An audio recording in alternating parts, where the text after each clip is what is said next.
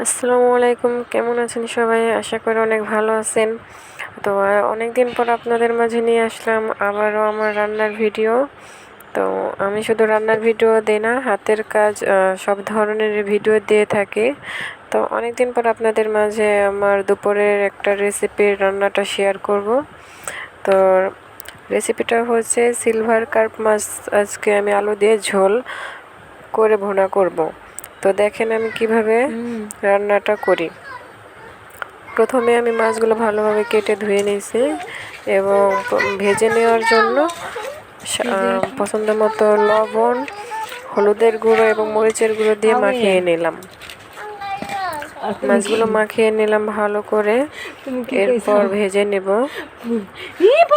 তো বন্ধুরা, আমার রেসিপি তোমাদের কাছে যদি ভালো লেগে থাকে তাহলে অবশ্যই লাইক, কমেন্ট অ্যান্ড শেয়ার করবে এবং অবশ্যই সাবস্ক্রাইব করে দেবা। অবশ্যই সাপোর্ট করবে, সবাই পাশে থাকবা নতুন আরও ভিডিও পাওয়ার জন্য। তো সবাই দোয়া করবেন যাতে আমি এভাবে ভিডিও আপনাদের জন্য আনতে পারি এবং অনেক দূর এগিয়ে যেতে পারি। তো কড়াইতে আমি তেল দিয়ে দিলাম। অবশ্যই আমি মাটির চুলাতে রান্না করতেছি। হ্যাঁ, মাটির চুলার রান্না তো আরও অনেক বেশি সুস্বাদু হয়। মাছগুলো আমি তেলে দিয়ে দিলাম, ভালো করে ভেজে নেব।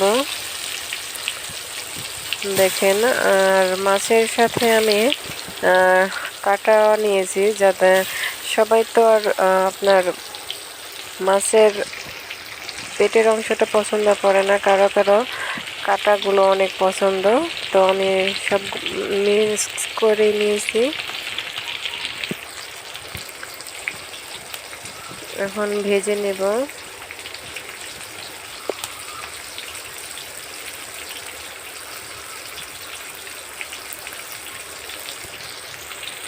মাটির চুলার রান্নাটা খুবই সুস্বাদু হয়।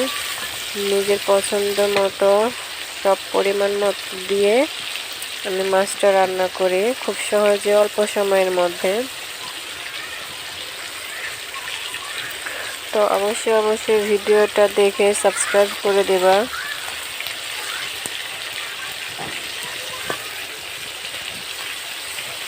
হ্যাঁ, মাছগুলো আমি একটু এক সাইডে ভাজা হয়ে গেছে, তো আমি মাছগুলো উল্টিয়ে দিলাম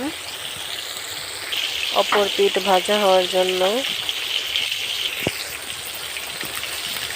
মাছগুলো ভাজা হয়ে গেছে প্রায়, এরপর আমি উঠিয়ে নেব।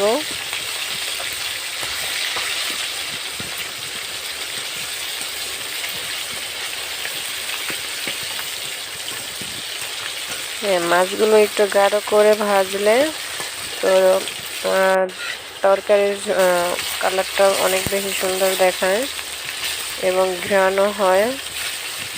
তো মাছগুলো একটা করে ভেজে উঠিয়ে নেব এবং ওই তেলের মধ্যে কুচি করে কেটে রাখা পেঁয়াজগুলো দিয়ে দিলাম।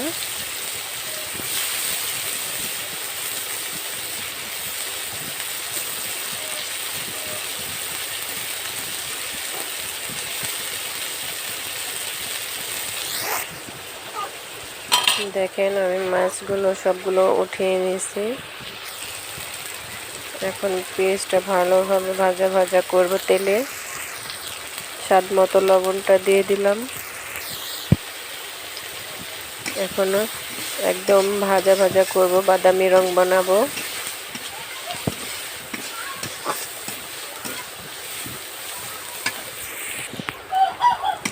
তো আমার মতো কে মাটির চুলায় রান্না পছন্দ করো অবশ্যই কমেন্টে জানাবে।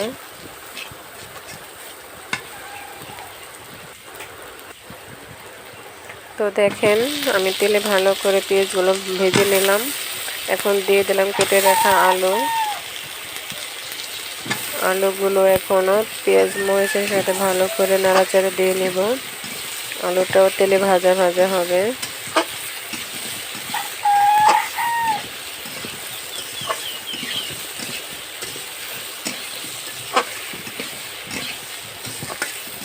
খুব বেশি মশলা দেব না, খুব অল্প মশলার মধ্যে দিয়েই আমি রান্নাটা শেষ করব। এভাবে রান্না করলে খুবই সুস্বাদু হয়, খেতেও খুব মজা। যারা সিলভার কাপ মাছ পছন্দ না করে তারাও খেতে চাবে।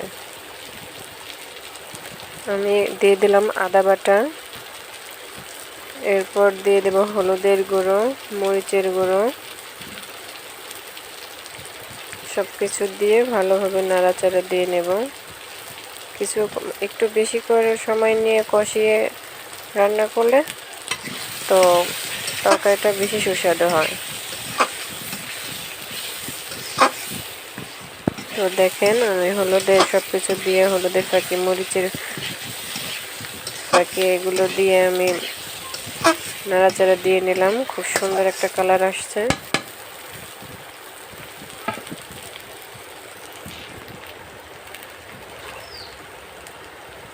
আমি কিছুক্ষণ ভেজে নিয়ে নিলাম। এখন পছন্দ মতো একটু পানি দেব আর একটু ভুনা করার জন্য, আলুটা যাতে সিদ্ধ হয় এবং পেঁয়াজটা নরম হয়। দেখেন খুব সুন্দর একটা কালার আসছে, একদম ভুনা হয়ে গেছে আলুটা।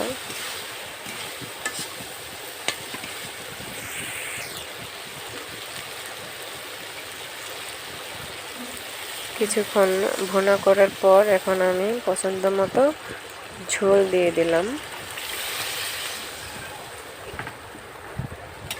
দেখেন যেরকম মাছের ঝোল খেতে পছন্দ করে ওইভাবে দিয়ে নেবে, তো খুব অল্প সময়ের মধ্যে রেসিপিটা করে ফেলতে পারবা।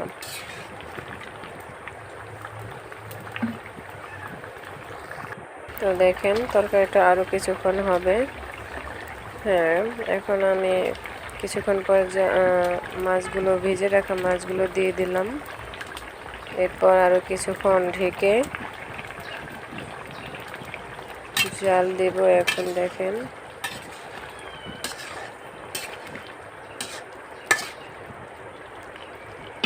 অনেকেই আলু পছন্দ করে, আর আমি রান্না করতেছি, আমার বাচ্চারাও খুব আলু পছন্দ করে, এর জন্য একটু বেশি করেই তরকারিতে আলুটা দেওয়া।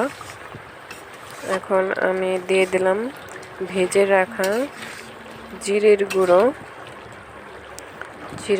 দিয়ে আমি মাছটা নাড়াচাড়া দিলাম। হয়ে গেছে প্রায় আমার রান্নাটা। দেখেন কি সুন্দর একটা কালার আসছে, খুবই সুস্বাদু।